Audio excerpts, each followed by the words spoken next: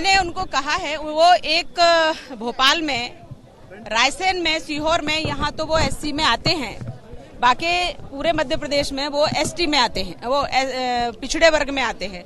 उनकी डिमांड है कि हमें पूरे प्रदेश में एससी में लाना चाहिए, पिछड़े वर्ग से हटा करके एससी में लाना चाहिए। कि कहीं एससी में है, कहीं पिछड़े वर्ग में है, और ये जो असमानता है ये तकलीफदायक है उनके लिए, और उनकी डिमांड बिल्कुल जायज है, ये मुझे भी लगती है। इसलिए मैंने ये प्रश्न, उनका ये विषय शून्यकाल संसद में उठाया था, और जब एससी एसटी का बिल आया उसमें मैंने उनका विषय रखा है, और ये विषय के लिए उन्होंने मुझे यहाँ धन्यवाद दिया। लेकिन आगे की बात की है कि माननीय मुख्यमंत्री जी से उनको ये डिमांड की है कि माननीय मुख्यमंत्री जी इस बात पे संज्ञान लें और आगे आएं और इस कार्य को कर दें, तो कर सकते हैं।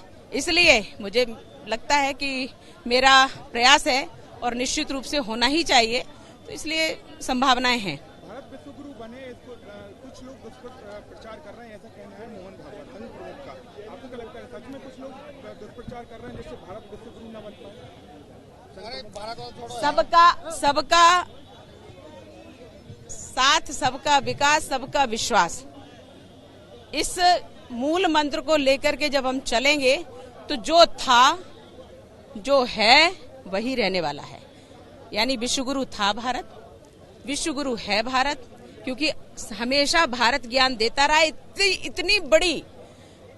इतने बड़े संस्कार किसी और के हैं ही नहीं विश्व में। तो जो सबसे बड़े संस्कार मानवीयता के लिए, मनुष्य मात्र, जीव मात्र के लिए भारत के हैं, वसुदैव कुटुंबकम, क्या किसी देश ने कहा? सब अपना अपना लिए घूमते हैं। तो जो सबको लेकर के चलता है वह विश्वगुरु है ही, उसको कोई मिटा नहीं सकता।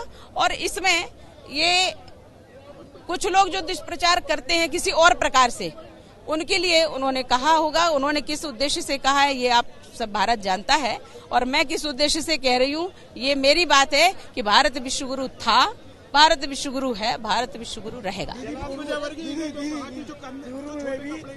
सिंधिया जी ने चुनाव कहा था एससी में करने के लिए। एक मिनट छोटे कपड़े पहनते हैं, कैलाश विजय जी ने कहा है कि लड़कियां महिलाएं होती हैं, गंदे कपड़े। ये तो समाज का परिदृश्य उन्होंने कहा होगा, और निश्चित रूप से अश्लील, अभद्र वेश के पक्ष में कोई नहीं रहता, क्योंकि जितनी नग्नता, जितना शारीरिक प्रदर्शन लड़कियां, महिलाएं आजकल करने लगी हैं, जो मॉडर्न अपने को कहलाती हैं, क्योंकि ये जो फिल्म इंडस्ट्री है उसमें ये घिनौना काम परोसा गया है, और इसको आजकल आधुनिकता और मॉडर्ननेस माने जाने लगी है। स्वतंत्रता की, जहां लड़कियों को हर कार्य करने के लिए स्वतंत्र होना चाहिए, वहां वो उच्छृंखल हो रही हैं। इस पे प्रतिबंध होना चाहिए, घर के लोगों को संस्कार देना चाहिए, थोड़ा सा कंट्रोल होना चाहिए, क्योंकि जब वो निकलती हैं इस वेश में, ये बिल्कुल सत्य है, तो जैसे ही वो छोटे कपड़ों में निकलती हैं, न चाहते हुए भी, चाहे वो पुरुष हो, चाहे महिला हो, चाहे अन्य कोई हो, सबकी दृष्टि वहां पहुंच जाती। तो आकर्षण का केंद्र अपने कृतित्व और व्यक्तित्व से बनिए, आकर्षण का केंद्र नग्नता से न बनिए।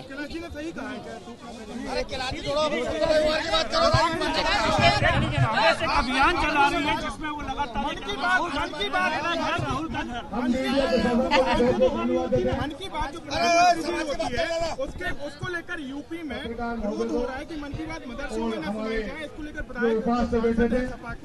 माननीय प्रधानमंत्री देश के प्रधानमंत्री जी हैं, और उन्होंने जो कहा है वो देश के लिए कहते हैं, घर के अपने व्यक्तिगत बात में नहीं कहते हैं। इसलिए उनकी बात सुनना ही चाहिए, और हर केंद्र पर सुनना चाहिए। जब आप यहाँ की सुविधाएं लेते हो, जब आप यहाँ रह रहे हो, यहाँ का खा रहे हो, यहाँ की सुविधाएं ले रहे हो, तो हमारे प्रधानमंत्री जी की बात क्या कोई और सुनने जाएगा या कहीं और सुनाने जाएंगे? इस देश में ही सुनाएंगे, और जहाँ से लाभ ले रहे हैं उन तुम्हें सुनना पड़ेगा।